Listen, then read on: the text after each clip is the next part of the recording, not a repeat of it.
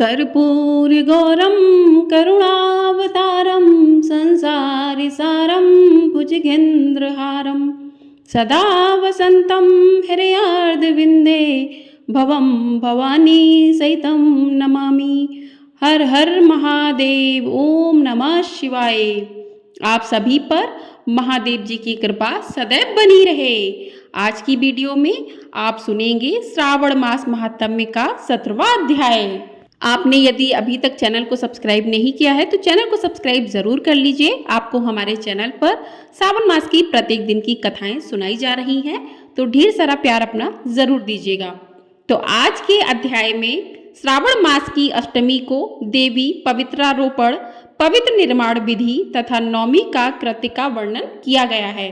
तो कथा शुरू करने से पहले भगवान भोलेनाथ का ध्यान करते हैं, उसके बाद कथा को प्रारंभ करते हैं। ओम नमः शिवाय। हर हर महादेव। श्री शिवाय नमस्तभ्यम। ईश्वर बोले कि हे देवेश, अब मैं शुभ पवित्रारोपण का वर्णन करूंगा।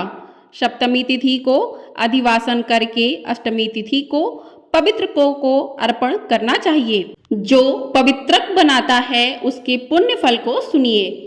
सभी प्रकार के यज्ञ, व्रत तथा दान करने और सभी तीर्थों में स्नान करने का फल मनुष्य को केवल पवित्र धारण करने से प्राप्त हो जाता है, क्योंकि भगवती शिवा सर्वव्यापिनी है। इस व्रत से मनुष्य धनहीन नहीं होता, उसे दुख, पीड़ा तथा व्याधियां नहीं होती, उसे शत्रुओं से होने वाला भय भी नहीं होता और वह कभी भी ग्रहों से पीड़ित नहीं रहता। इससे छोटे बड़े सभी कार्य सिद्ध हो जाते हैं। हे वत्स, मनुष्यों तथा राजाओं के, विशेष करके स्त्रियों के पुण्य की वृद्धि के लिए इससे श्रेष्ठ कोई अन्य व्रत नहीं है। हे तात, सौभाग्य प्रदान करने वाले इस व्रत को मैंने आपके प्रति स्नेह के कारण बताया है। हे ब्रह्मपुत्र, श्रावण मास के शुक्ल पक्ष की सप्तमी तिथि को अधिवासन करके देवी के प्रति उत्तम भक्ति से संपन्न वह मनुष्य सभी सामग्रियों से युक्त होकर सभी पूजा द्रव्यों, गंध, पुष्प, फल आदि अनेक प्रकार के नैवेद्य तथा वस्त्राभरण आदि संपादित करके इनकी शुद्धि करे। इसके बाद पंचगव्य का प्राशन कराए, चरु से दिग्वली प्रदान करे तथा अधिवासन करे। उसके बाद सादृश्य वस्त्रों तथा पत्रों से इस पवित्रक को आच्छादित करे। पुनः देवी के उस मूल मंत्र से उसे 100 बार अभिमंत्रित करके सर्व शोभा समन्वित उस पवित्रक को देवी के समक्ष स्थापित करे।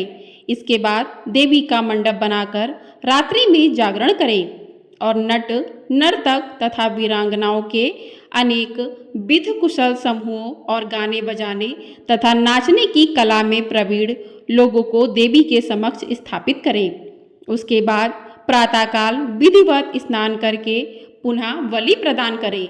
इसके बाद विधिवत देवी की पूजा करके स्त्रियों तथा द्विजों को भोजन कराएं। पहले देवी को पवित्रक अर्पण करें और अंत में दक्षिणा प्रदान करें। हे वत्स, अपनी सामर्थ्य के अनुसार कार्य सिद्धि करने वाले उस नियम को धारण करें। राजा को प्रयत्नपूर्वक स्त्री के प्रति आसक्ति, जुआ, आखेट तथा मांस आदि का परित्याग कर देना चाहिए।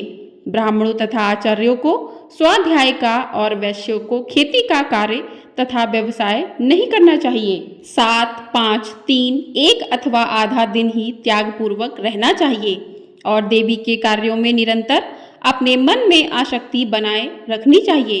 हे मुनि सत्तम, जो बुद्धिमान व्यक्ति विधान पूर्वक पवित्रारोपण नहीं करता है उसकी वर्ष भर की पूजा व्यर्थ हो जाती है।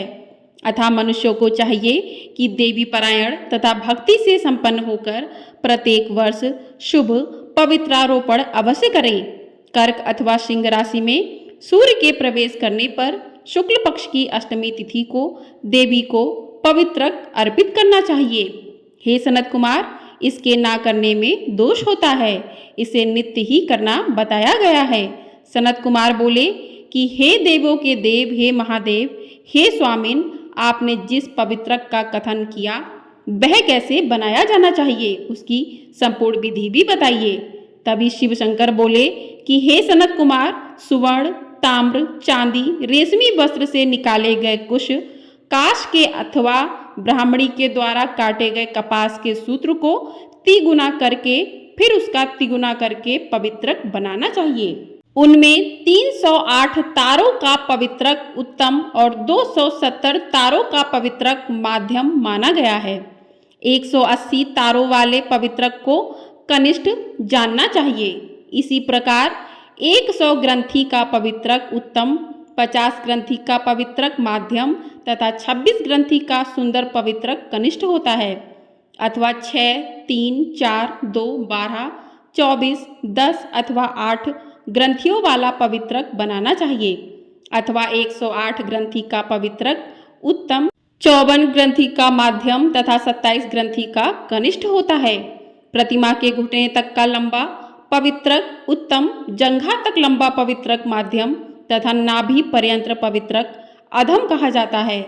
पवित्रक की सभी शुभ ग्रंथियों को कुमकुम से रंग देना चाहिए। उसके बाद अपने समक्ष शुभ सर्वतो भद्र मंडल पर देवी का पूजन करके कलश के ऊपर बांस के पात्र में पवित्रकों को रखें। 3 तार वाले पवित्रक में ब्रह्मा, विष्णु तथा शिव का आवाहन करके स्थापित करें। इसके बाद का सुनिए। 9 तार के पवित्रक में ओंकार, सोम, अग्नि, ब्रह्म, समस्त नागों, चंद्रमा, सूर्य, शिव तथा विश्वदेवों की स्थापना करें। हे सनत कुमार, अब मैं ग्रंथियों में स्थापित किए जाने वाले देवताओं का वर्णन करूंगा। क्रिया, पौरुषी, वीरा, विजया, अपराजिता, मनोनमी, जाया, भद्रा, मुक्ति और ईशा ये देवियां हैं। इनके नामों के पूर्व में प्रणव तथा अंत में नमः लगाकर ग्रंथि संख्या के अनुसार क्रमशः आवाहन करके चंदन आदि से इनकी पूजा करनी चाहिए। हे सनत कुमार, मैंने आपसे देवी के इस शुभ पवित्रारोपण का वर्णन कर दिया। इसी प्रकार अन्य देवताओं का भी पवित्रारोपण प्रतिपदा आदि तिथियों में करना चाहिए। मैं उन देवताओं को आपको बताता हूँ। कुबेर, लक्ष्मी, गौरी, गणेश, चंद्रमा, बृहस्पति, सूर्य, चंडिका, अम्बा, बांसुकी, ऋषिगण, चक्रपाणी, अनंत, शिवजी, ब्रह्मा और पितर, इन देवताओं की पूजा प्रतिपदा आदि तिथियों में करनी चाहिए। यह मुख्य देवता का पवित्रारोपण है। उनके अंग देवता का पवित्रक 3 सूत्रों का होना चाहिए। शिव शंकर बोले कि हे विपेंद्र, अब मैं श्रावण मास के दोनों पक्षों की 9वीं तिथियों के करणीय कृत्य को बताऊंगा। इस दिन कुमारी नामक दुर्गा की यथाविधि पूजा करनी चाहिए। दोनों पक्षों की 9वीं के दिन नक्त व्रत करें और उसमें दुग्ध तथा मधु का आहार ग्रहण करें अथवा उपवास करें। उस दिन कुमारी नामक उन पाप नाशनी दुर्गा चंडिका की चांदी की मूर्ति बनाकर भक्तिपूर्वक सदा उनका अर्चन करें। गंध, चंदन, कनेर के पुष्पों, दशांक, धूप और मोदकों से उनका पूजन करें। उसके बाद कुमारी कन्या, स्त्रियों तथा विप्रों को श्रद्धापूर्वक भोजन कराएं। फिर मौन धारण करके स्वयं बिल्व पत्र का आहार ग्रहण करें। इस प्रकार जो भी मनुष्य अत्यंत श्रद्धा के साथ दुर्गा जी की पूजा करता है वह उस परम स्थान को जाता है जहाँ देव बृहस्पति विद्यमान हैं। हे विधिनंदन, यह मैंने आपसे 9वीं तिथि का कृत्य कह दिया। यह मनुष्यों के सभी पापों का नाश करने वाला, सभी संपदाएं प्रदान करने वाला, पुत्र पौत्र आदि संपन्न उत्पन्न करने वाला और अंत में उन्हें उत्तम गति प्रदान करने वाला है। बोलिए हर हर महादेव, बोलिए भगवान शिव शंकर की जय, बोलिए माँ पार्वती की जय। इस प्रकार श्री स्कंद पुराण के अंतर्गत ईश्वर सनत कुमार संवाद में श्रावण मास महात्म्य में अष्टमी तिथि को देवी पवित्रारोपण नामक 17वां अध्याय पूर्ण हुआ। बोली हर हर महादेव, ओम नमः शिवाय। आइए अब सुनते हैं कि सावन के महीने में भगवान भोलेनाथ को जल अभिषेक क्यों किया जाता है, महादेव को इतना प्रिय क्यों है। सावन का महीना बेहद ही पावन महीना है। इसी कारण यह महीना भगवान भोलेनाथ को बहुत प्रिय है। इस महीने में भगवान भोलेनाथ को 1 लोटा जल मात्र से ही भोलेनाथ प्रसन्न हो जाते हैं और अपने भक्तों की सभी मनोकामनाएं पूरी करते हैं। तो धार्मिक कथाओं के अनुसार भगवान शिव को सावन माह काफ़ी प्रिय है, क्योंकि दक्ष की पुत्री माता सती ने अपने जीवन को त्याग कर कई वर्षों तक शापित जीवन जिया। इसके बाद वह हिमालय राज के घर में पुत्री के अवतार में जन्म लिया, जहां उनका नाम पार्वती रखा गया। माता पार्वती ने भगवान शिव को पत्नी के रूप में पाने का दृढ़ निश्चय लिया। ऐसे में माँ पार्वती ने कठोर तपस्या की, जिससे प्रसन्न होकर भगवान शिव ने उनके विवाह करने के प्रस्ताव को स्वीकार कर लिया। इसके बाद सावन माह में ही शिव जी का विवाह माता पार्वती से हुआ था। सावन मास में भगवान शिव अपने ससुराल आए थे, जहां पर उनका अभिषेक करके धूमधाम से स्वागत किया गया था। इसी वजह से भी सावन माह में अभिषेक करने का विशेष महत्व होता है।